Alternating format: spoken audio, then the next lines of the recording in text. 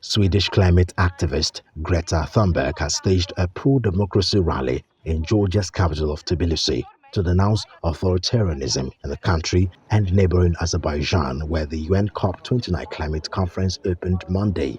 Delegates from nearly 200 countries gathered for the two-week forum in Azerbaijan's capital Baku, where negotiators are being advised to increase a $100 billion a year target in climate funding for developing nations. Thunberg led several dozen protesters who gathered in Tbilisi's Freedom Square for what she called a rally against the wave of authoritarianism and exploitation sweeping through the Caucasus.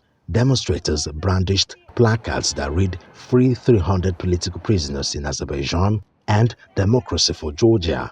On X, Thunberg said Azerbaijan, using COP29 as a facade, is ramping up control over a forced green agenda, tightening its grip on power and escalating regional tensions. The European Parliament has also criticized the Azerbaijani government's crackdown on critics and said its ongoing human rights abuses are incompatible with hosting the summit. Thunberg has been in Tbilisi to take part in anti-government demonstrations that saw tens of thousands take to the street to protest the alleged fraud in October 26 elections won by governing Georgian Dream Party. She accused authoritarian governments in Azerbaijan, Georgia, Russia and Iran of deepening control, stifling dissent and oppressing their own people. COP29 is being held in Azerbaijan, which is a repressive occupying state, which have committed ethnic cleansing and which are continuously cracking down on Azerbaijani civil society and are now trying to use this COP29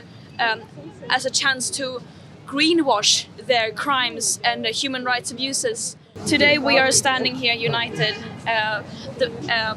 protesting for peace and justice for this entire region, which is experiencing increased authoritarianism and repression in many different ways.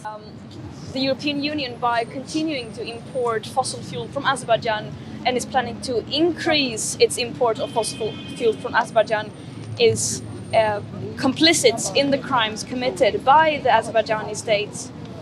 So the international community, including the EU, very much so, is complicit in this situation.